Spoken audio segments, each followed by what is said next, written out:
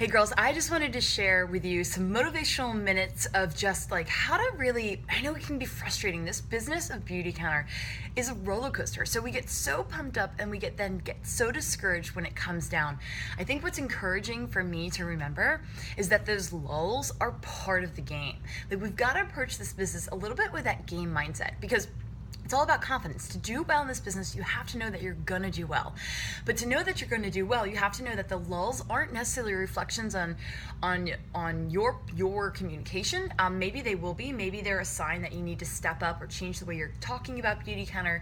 Maybe you actually need to go have that social that your mentor in Upline's been telling you, or that you need to do an online, or you need to just get in front of new people and stop complaining about not having the right people and actually do something about it. So maybe that is part of it. But then sometimes I honestly think that we just need to know that everybody gets crickets, everybody gets no's, and that we have to celebrate those because those are part of the business. If you're getting no's, it means you're putting yourself out there.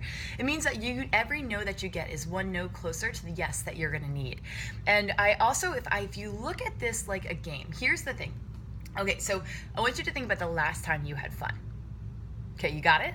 Okay, so the last time you had fun, you probably felt confident. It's really hard to feel insecure when you're having a good time, right? Like to have fun. So if you make this and networking people, reaching out for sales, reaching out for opportunities with teammates, if you just make it what it is, which is a game, which is, because you've heard us say it before, it's a numbers game.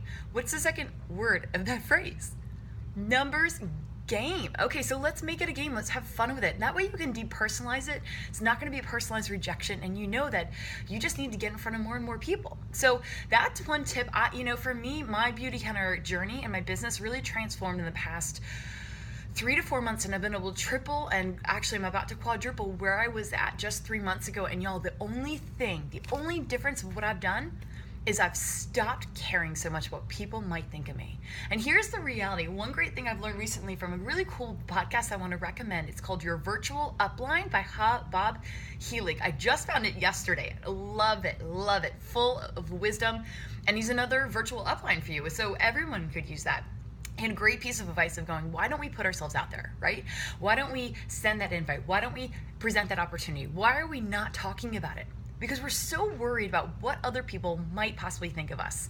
And the reality is that is so self-centered and self-minded. And what's so funny about it is those people really aren't thinking about us. They're actually just thinking about themselves. So we actually have caused ourselves to be stagnant and non-progressive towards our goals out of fear about what people might think about us when these people aren't even actually thinking about us. This is a passing thought. So I hope that makes you want to just step up, be more brave, be more bold, have those conversations, talk passionately about Beauty Counter.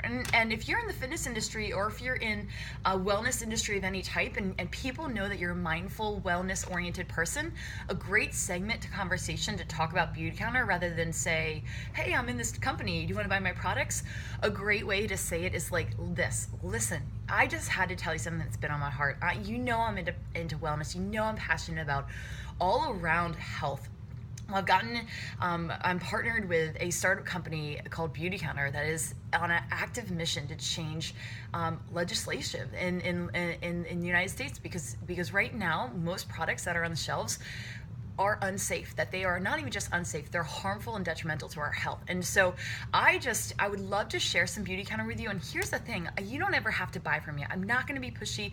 I just want you to educate yourself and to start learning that what you put on your skin is getting absorbed within 26 seconds, and that 60% of that is going directly into your bloodstream. I know you're eating well, and I know you're exercising well, and I know you're doing all these things, but what if one simple change that you can make that makes a really big difference on your health is switching your products and then voting with your consumer dollars towards companies that are making safe products. You don't have to buy Beauty Counter from me, but you have to promise me this. You have to be willing to start reading labels on your products the same way you'd read food labels. And if you're really open to it, I would love to share why, for me in particular, Beauty Counter is such an amazing company. I'll send you over an email with some info or some links and some videos, and let's have coffee. I'd love to meet and share everything I've learned. It's kind of overwhelming, which is why it's just good to have small conversations to start, because switching to safer products starts with one product at a time. And I want to help you pick what's that starting point, and then I want to be your go-to person to help you make those shifts. So conversation can be as simple as that. And that wasn't pushy, it wasn't salesy, and it was honest. Like, I really feel as a fitness professional, it's my professional obligation to share this with people. So if I just tell them that, it's a much easier conversation. And you want to establish yourself as the go-to expert on helping people switch to safer products and be fully aware. I have one more tip that I picked up from Morgan, and so thank you, Morgan, to this. But you guys, so don't overthink making your sample packs perfect. But do your best to make what you send out really top notch. I recently bought some really beautiful ribbon at Walmart, and I've just gotten wows from all my people that I'm sending samples out. Then I took Morgan's lead and I went to Kinko's. I made my story using canva.com. And I put my beauty counter story together. And I put it in a PDF file, and I made it to 8.5 by 11. And I got a picture, old picture, my baby's, gosh, she's 18 months now, almost 18 months. So these are old pictures, but I like them, and they went with my theme. And then I put everything in here. And so what I do, and I can email this to clients when I'm talking to them. And then I went to Kinko's and I printed up, because let me be honest with you, I fight with my printer all the time. So rather than waste all that time and energy fighting, I'm paying 60 cents per copy at Kinko's, and I'm going to mail these and personalize my note cards that I send to people when I'm introducing them to Beauty Counter for the first time. And I'm also sharing this with you because guess what? I got these in the mail. I picked these up from Kinko's, I don't know, the other day, yesterday, the day before then. But I sent a sample out yesterday, and I didn't have these yet. I did not want to wait to send that sample out for her to have this. There's a point where sometimes I think a lot of you, I know a lot of girls on my team, we're waiting for everything to be perfect before we put it out there because we want it to be so professionally done. And there is something to be said for that. But you guys, you've got to just go out there anyways. Like, perfectionism is going to be one of the most toxic things to helping you move this business forward. You've got to declare that you're a recovering perfectionist and go out there and spread the love. And remember that the reason we have these conversations is because we care about people. We care about their health. We care about them. So if you're passionate when you communicate that to them, it's gonna be noticed. If you're just throwing up photos of product on your Facebook page, it's not gonna sell. People are gonna think you're just shoving product down their throat. And if you're posting a picture of our mascara but not saying why it's different or beautiful and safe and why you love it, it's really not gonna resonate. You guys, the key to moving your beauty counter story forward is telling that story. So focus on the story, focus on loving people, and then let's focus on stepping out and just getting in front of more people, extending your network. I'm speaking from experience of knowing that I kind of cowered about it when I started. I didn't want to talk too much beauty counter. I wasn't sure how to introduce it to people.